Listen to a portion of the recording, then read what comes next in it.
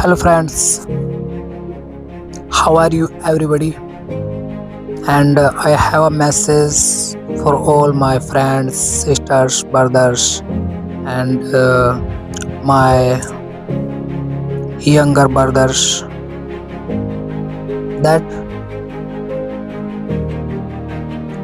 we should help the poor person who can't achieve and purchased shoes, blanket in this season, winter season, and we see this type of person on footpath